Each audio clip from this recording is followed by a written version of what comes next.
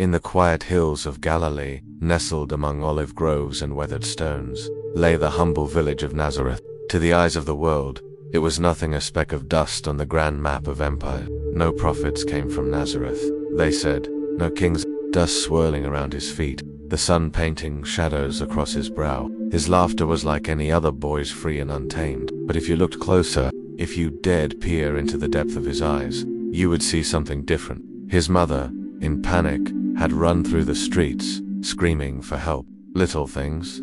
He obeyed. He helped. He played with the others, even if his games were always gentle. He never fought. The light of the world was learning to walk, one step at a time, never mocked. And when the other boys laughed at the crippled or the poor, Jesus looked at them not with scorn, but with sorrow. A sorrow too deep for his age. Birds with broken wings flying again. A stray lamb lost and found when no one could trace its path. But within Jesus, something was awakening. Not just knowledge but calling. He was no longer merely observing the world. He was beginning to feel the weight of his mission. The fig tree that bloomed a month early where Jesus had rested. Small, quiet signs, never loud, never boastful, as if the universe itself bowed in whispers before him. People came, but no one knew what to do. And then Jesus appeared, barefoot, eyes wide with compassion. He knelt beside the child. He touched the boy's wrist, whispered something none could hear, and the boy opened his eyes. Was it a miracle? The neighbors debated for years, but Mary, in the silence of her heart, treasured the moment. She knew something ancient, something eternal, no glory. And even the sternest elders, who dismissed the tales of angels and prophecy, found themselves strangely soft in his presence. Something in the boy made the heart remember what it had long forgotten. Just farmers, carpenters, and shepherds. But history, history has a curious habit of hiding its greatest treasures in the folds of simplicity. In one small, stone house, warmed by the golden fire of the hearth and the quiet love of two hearts faithful to God, a child was growing. His name was Jesus. He ran through the streets like the other children. Mary, his mother, often watched him from a distance silently. Her hands would pause mid. He taught Jesus how to shape wood, how to smooth a plank, how to measure and join. But even as the boy learned the craft of a carpenter, Joseph knew he was not merely handing down a trade. He was preparing a king for a cross, a woven cloth forgotten, a kneaded dough left untouched. There was something in her child that stirred her soul with both awe and trembling. She remembered the angel's words, and they saw nothing special. A good boy, they would say. Respectful, quiet, maybe a little different. Always thoughtful, always watching. There was a weight behind his silence, like one who was listening to the rhythm of heaven, while the world spoke of markets and donkeys and taxes, still echoing like thunder and song in her memory. And so did the child. He will be great and will be called the Son of the Most High. But how could greatness hide behind such innocence? How could divinity dwell in such human fragility? Joseph, too, bore the weight of mystery. The villagers saw Jesus grow, but the village held its secrets. It was said that once, during the night of a thunderstorm, a young neighbor boy had been stung by a scorpion and lay dying. There were other moments, but Jesus never drew attention to himself. And yet, for all his strangeness, they loved him. Children followed him instinctively. Animals came near him without fear. As Jesus turned 12, the world around him remained unchanged. Rome still ruled with iron fists. Herod still whispered fear from behind gilded walls. The ordinary village of Nazareth had nurtured a secret. A divine fire was growing, quietly, patiently. The sun of early spring crowned Jerusalem with golden fire, its light dancing on the great stone walls of the temple like a living flame. The city was alive with the sound of pilgrims' donkeys braying, merchants shouting, sandals brushing against the ancient stones. It was Passover. His name was barely known among the scribes and scholars, but heaven knew him. Joseph and Mary, surrounded by friends and kin, assumed the boy was with the group. A day passed before they realized he was not. Heartache, the road back to Jerusalem was filled with fear. Where had he gone? Had he been taken? She cried, "Son, why have you treated us like this?" At her end said words that still echoed through eternity. "Why were you searching for me? Did you not know I must be in my Father's house? Your father and I have been anxiously searching for you." The teachers, the priests, even Joseph none could speak. She remembered the manger, the star, the magi, the sword Simeon had spoken of, and now, here it was already piercing. He obeyed, and for years more, he remained hidden. The boy had named God his Father, not in metaphor, but in reality. and he had spoken not with pride, but with certainty. The boy who once calmed a rabid dog with only a word, but they faded with time. Nazareth was too small, too blind, to see, as though he had always belonged there. His voice had begun to resonate with eternity, and every board he carved, every stone he moved, was now touched with the knowledge of who he truly was. Was he safe? And the earth trembled ever so slightly at his steps. And in that sacred season, families from all over Judea came to offer sacrifice. She watched him grow in stature, in wisdom, in favor with both God and man. But deep within her soul, she knew the silence would not last forever. 3 long days they searched through markets, inns, alleys. They called his name until their voices cracked. And then on the 3rd day they found him, not in a place of play or mischief, but in the temple. But this year was different. They did not come from rebellion, but from truth older than the earth. There was a burning within him, like a voice, not of earth, calling him inward, upward, deeper. As the family performed their rituals, offered their doves, prayed their prayers, the boy's eyes were fixed not on the gold or the rituals, but on the heart of the temple itself. His gaze lingered at the veil. The Holy of Holies lay behind it, and something in his spirit stirred, as though the veil stood between him and something lost. To remember deliverance, to worship the God of Abraham. Among the thousands streaming through the temple gates was a small family from Galilee: Joseph, Mary, and a boy of 12. Jesus had been to the temple before. When the week ended, the great crowd turned homeward. Panic. 3 days. He sat among the teachers, the elders, the scholars of the law, not merely listening, but questioning. And his questions pierced like lightning. The teachers leaned in, captivated. How could a boy speak with such clarity? How did he know the law like one who had written it? Who was this child who made the scrolls come alive with every word? When Mary saw him, relief and sorrow crashed into her all at once. But Jesus, gentle, unshaken, looked. Mary kept silent, her heart stirred with both awe and dread. Yet Jesus returned with them to Nazareth. He did not resist, but something had shifted. The boy who once ran with dust at his feet now walked with destiny in his shadow. The temple had awakened something in him. Not power, but awareness. There were whispers, of course.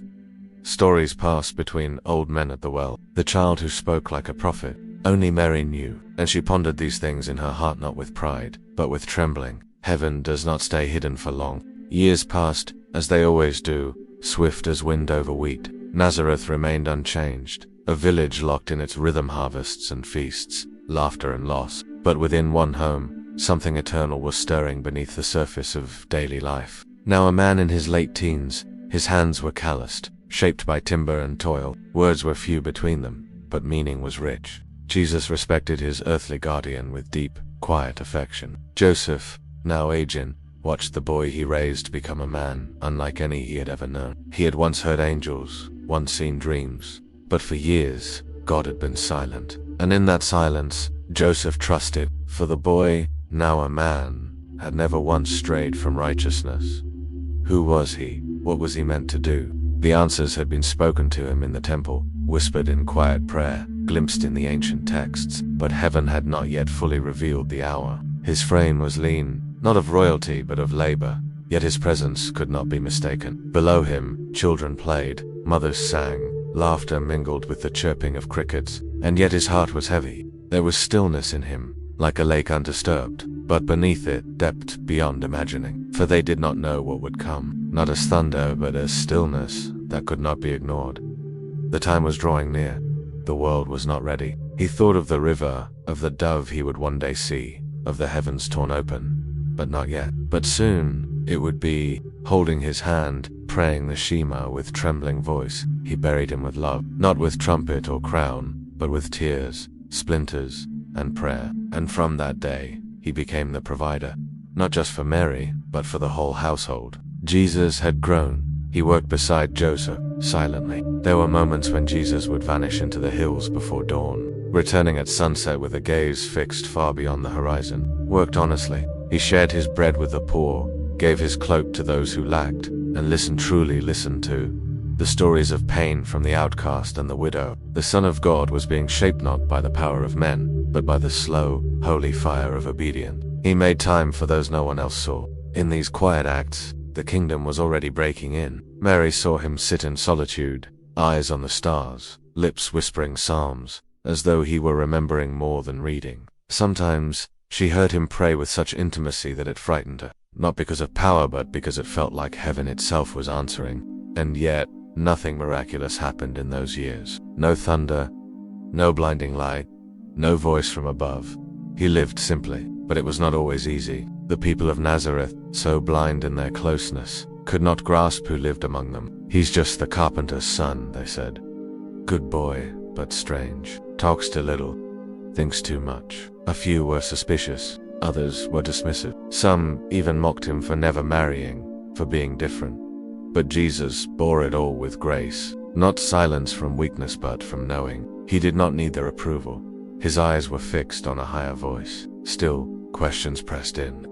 One evening, as the sun fell behind the hills and the sky bled with the colors of fire, Jesus sat alone on a ridge above Nazareth. He looked at the village, at the lives unfolding in their small orbits, and his Father's voice, silent for so long, now stirred within. He thought of John, his cousin, now grown, preaching in the wilderness, a voice crying out, preparing the way.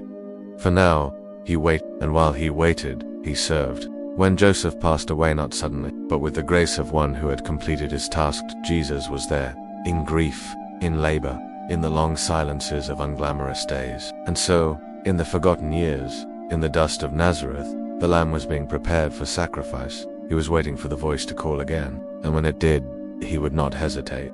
Morning dew clung to the grass like pearls of silent memory. The air over Galilee was cool, tender, touched by winds that had once carried the voice of God across the waters. Jesus stood at the edge of the village, looking back one last time at Nazareth, its crooked rooftops, the dusty road, the fig trees. By the well where he once played, no star lit the sky, just the quiet certainty in his spirit that his Father had spoken again. The same voice that once called Abraham from Ur, that thundered on Sinai, that whispered to Elijah in the cave, now stirred within him, gentle but firm. He had lived here nearly 30 years. 3 decades of silence, of labor, of waiting. But the time had come. No trumpets sounded. Go, and so he went. He left behind the comfort of home, the grave of Joseph, the quiet smile of Mary who stood in the doorway, watching her son walk into his destiny. She did not call out. She did not weep. She knew this day would come. No one noticed him. They saw nothing remarkable.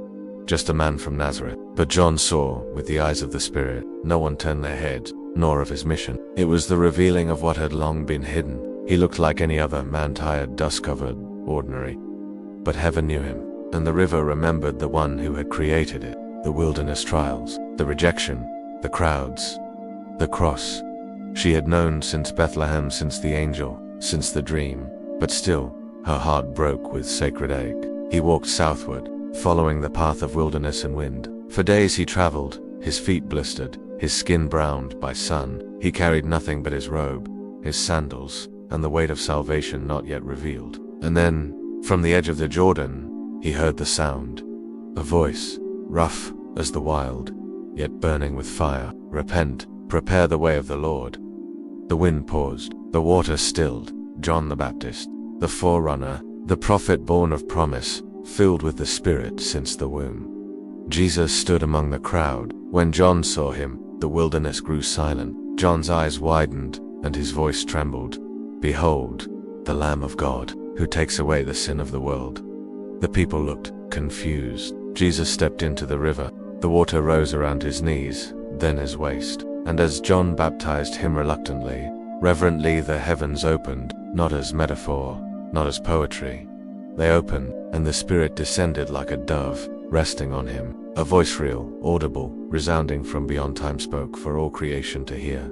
This is my beloved Son, in whom I am well pleased. It was not the beginning of Jesus' life. For the child of Bethlehem, the carpenter of Nazareth, the silent son who waited, had always been the Son of the Most High. He returned from the Jordan not as merely a man but as the Anointed One. The temptations would soon follow, but in that moment between the water and the voice, the mystery of his childhood was unveiled. No, his childhood was never normal. It was sacred. Every step, every word, every scar, every silence had meaning. He was preparing not just to teach, not just to heal, but to carry the sin of the world. And even now when we look back, It is not the miracles or the parables that first define him, it is the years no one saw. The years of quiet obedience, the years when God himself chose to grow, to wait, to listen, to love in secret. That is the glory of the hidden King. And now, the world would never be the same.